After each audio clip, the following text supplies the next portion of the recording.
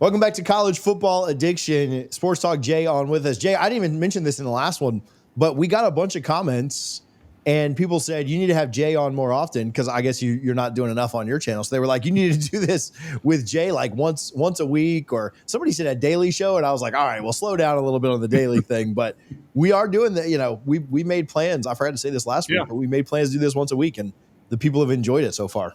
Yeah, I'm going to be on his show once a week, and he's going to come on mine. So that should be very interesting and should be some good content because TJ is very learned on the college football game.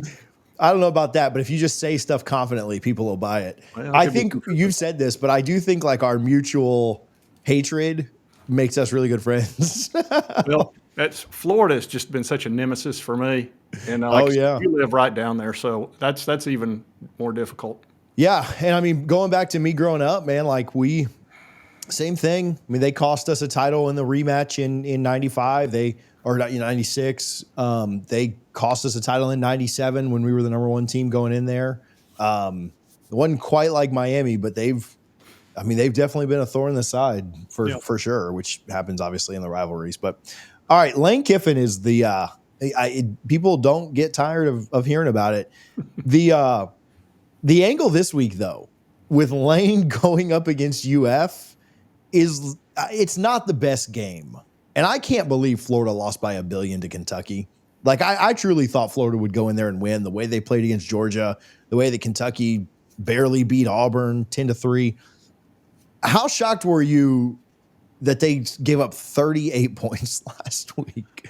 I was very shocked. I mean, first of all, I had picked them in my Pick'em series. I had picked Florida to win because they've just got more talent. I mean, it's pretty obvious. But they went up there and they laid an egg that I almost couldn't believe. Yeah. It was a total give up, don't give a crap. DJ played horrible, got benched. They brought in a freshman. Kentucky's up there. Stoops is fighting for his life. And now everybody's celebrating him because he put Florida in their place after 31 years of losing to them. Now, Kentucky is Florida's daddy, and they're so happy. It doesn't get any easier for UF.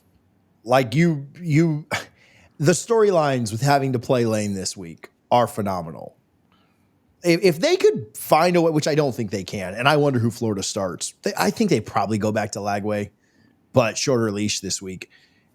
If Florida was to somehow beat them and knock them into a lower seed in the playoffs, that could help them maybe get him, which I don't think he's going to Florida. I mean, we'll see.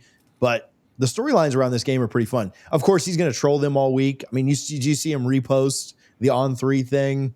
On3 posted that DJ got benched and Kiffin's out here reposting it. I mean, he's going to troll them all week, which is going to be great to watch. That's what he does. Do you can you put it as in this situation? Can you put it aside, like the hate in your heart for Lane aside for UF week? Now, see, I probably could have until you put it that way. I don't know. It's the thing about God, can you imagine him being at Florida? I mean, the negativity from Tennessee, it'd be monumental, honestly. Yeah. It would be.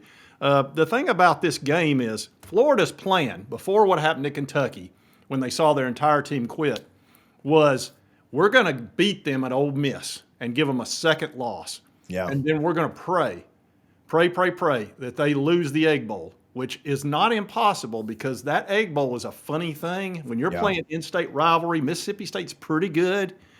You never know. So they were like, just if we could just demoralize them, beat them down, and then they somehow get beat by Mississippi State, he's out of the playoff. Yeah. And then he's all ours. So I think that's the plan. And I think losing to Kentucky so badly, they're just so despondent. They're going to watch it with one eye. They're going to watch that game with one eye closed. Yeah. Like, oh, I can't even watch. Is your feeling still that Lane stays at Ole Miss? I'm leaning towards that because of the simple fact that he seems kind of different. Having watched him on social media, some of the things he posts, he's got his family 100% planted over there at Oxford, and they love it. They're very happy. They've already stopped him once from going to Auburn. And now that he's realized, I don't need all of this. I just need the money and good support And Indiana's winning like crazy, and they don't have the big recruiting footprint and all that stuff. Yeah. And he doesn't need it at Ole Miss, honestly. And the pressure that he would be under immediately at Florida or LSU would be, I think it would be a negative. I don't see how that helps you coach if you know the second, and especially going to 9 games, and you're going to go into that pressure cooker, adding another SEC game, and they don't care how many SEC. If we played 50 a year, they still want you to go undefeated at Florida and LSU. So I almost think he'd be crazy to leave. Yeah, so many people think that like he wants to be the next Spurrier. And I do think he idolizes Spurrier. I do think, I don't think the reports of that are false. But do you really want to be the next Spurrier, or does he want to be like the first Lane Kiffin? And I think it's like Kobe and Michael, right? Like Kobe kind of patterned some of his game after Michael, but like he wanted to be his own guy. And so, I don't know. To me, it just feels like Lane he's in the perfect situation for him, because those Florida fans and those LSU fans, it'll be fun. The first offseason will be fun. And then if they're winning, it'll be fun. But like Lane's gimmicks won't be fun if they go 9-3. 9-3 the first year would be fine, but they go 8-4 one time, he ain't going to be so funny on social media anymore. And they're going to go 8-4, even if they've got Lane, because I'm telling you, Florida's schedule's tough. It's always tough. Then they always play you guys, which typically Florida State's good. Maybe not this year or last year, but they're typically good. Yeah. And then they try to play, a pretty tough schedule all the way through. Now they're going to have 9 SEC games. Their permanent opponents are always difficult. So it's just not it's not a spot that you have to be in to win a national title anymore, I don't think. I think those days are over. LSU would be just as difficult. Brian Kelly was succeeding there, but he won a lot of games. Not to LSU standards, and that's going to be the same way at Florida. So, why leave that? Why not be – if you win at Ole Miss, first of all, they already love you because you're winning. But if you win big there, nobody's going to ever forget that. You will be – Ole Miss. You will be the guy at Ole Miss forever. Whereas at Florida, Urban Meyer's already won 2. Spurrier's already won 1. You'd be in the line. You'd be in that list. Whoop-de-doo. Why not be the whole thing? Why not be the whole enchilada there at Ole Miss? And the support he gets there is ridiculous. It's absurd how much support he gets. I will get right back to the video, but first let me give some love to our friends over at Sleeper. We've told you all season you need to be on the Sleeper app, whether you're checking scores, whether you're playing the more or less game to make some money with us on the Power 2 on Wednesdays. Get over to the Sleeper app right now. Use our code CFA for a 100% match up to $100. Terms and conditions apply, so check their terms of use for more details. The Sleeper app is where you need to be as this college football season wraps up. And the Power 2 is where you need to be so that you make some money with us on Wednesdays live at noon. I don't know if you've done a video on this or not yet, but speaking of coaching, and to transition off Lane for just a little bit, did you see Pat Narduzzi today? No, I know what Pat Narduzzi is made of because I've done a lot of videos on him in the past because he's kind of a knucklehead. So go ahead and tell me what he's done. Oh, boy. Okay, so I get to break the news to you.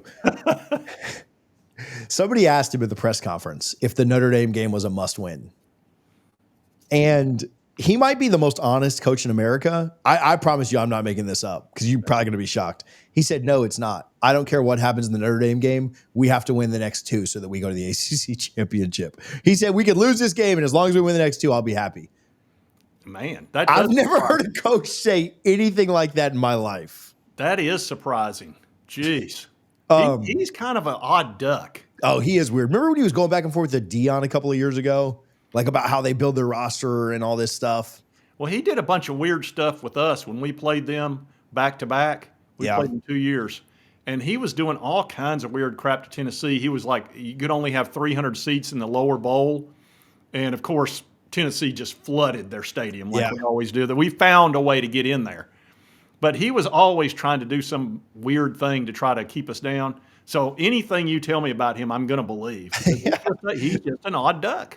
Dude, I don't know if that's some kind of reverse psychology to like get his team to do something, but man, I don't know, man. Like I've never heard a coach literally say like, no, this game is not a must win. We got to, I'm sure he wants to win it.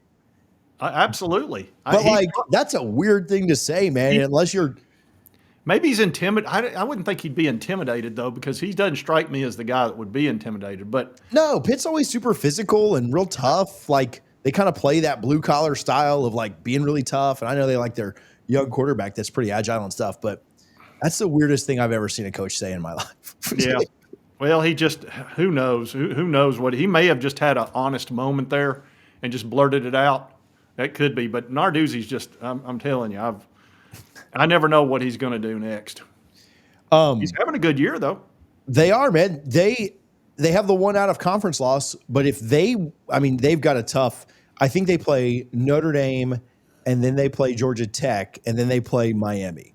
So I mean, That is tough. They could go 0-3 to finish that. Now they do get Miami at home, so I'm not saying they go 0-3, but all three of those games are tough. But he is right. If they, it doesn't matter what happens against Notre Dame. If they win the last two, they're going to the ACC championship, and they're probably going to be favored. It's going to be them in Louisville or them in Virginia or somebody like that. Like they got a great chance to go win. Yeah, it depends on. So Georgia Tech's got the one loss. But if they beat them, But if they beat them, they win the tiebreaker and get in. So yeah, that's going to be a tough game. Georgia Tech's pretty darn good. Yeah. They're a solid team, so that should be a fun game. But the Notre Dame loves to lose early on. Then they usually just sweep through that easy schedule they've got. Yeah. But Pittsburgh might give them a game. I don't think they're as good as they were last year. Notre Dame, that is. All right. So when I look at the playoff right now, we'll change lanes one more time and then wrap up. I have this take that so it feels like obviously chaos could happen.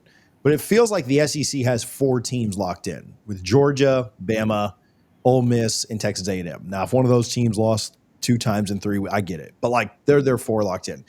So there's 4. I think you're gonna get 3 from the Big Ten: Oregon, Ohio State, and Indiana. Yeah. I think Notre Dame wins out. So there's your 8th team. Mm-hmm. I think that Texas Tech wins out. So there's your 9th team. The ACC is going to get 1. There's 10. The group of 5 is going to get 1. There's 11.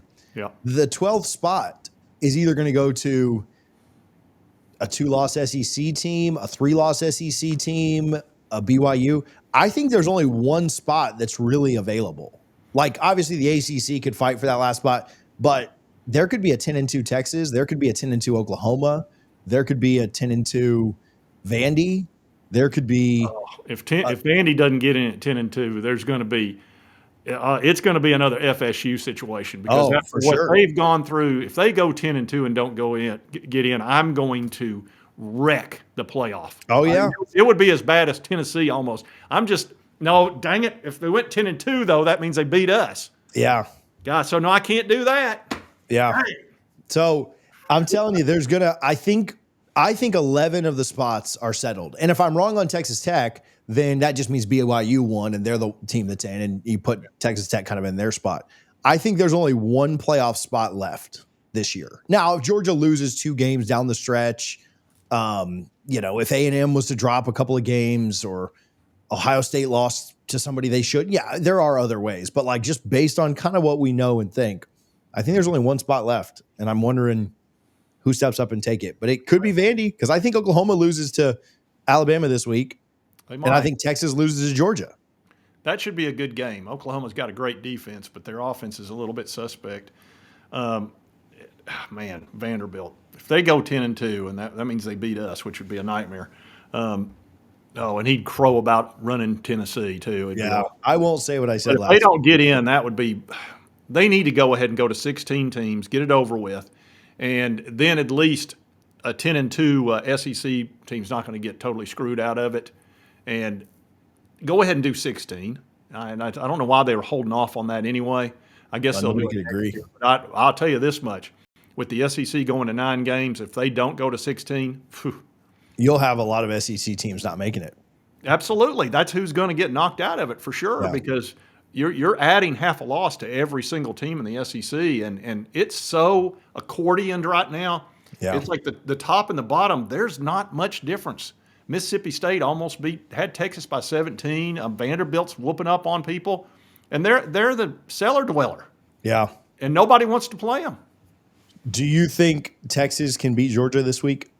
That's going to be a great game. Texas is just hanging on in the playoff like this. They've Yeah. only got 2 losses, and they're just with Arch, I'm not sold on Arch anymore after seeing him play this year. Georgia should win that game, but Texas has a great defense and they're loaded with talent. So a team like that, you never know. On a good Saturday, they may just show up. Yeah, they looked great for that first 3 quarters against Vandy, and I know they had the bye last week. Georgia didn't have the bye. Georgia had to go to Starkville, and they won that with relative ease, but you still had to go play a road game while the other team sat at home.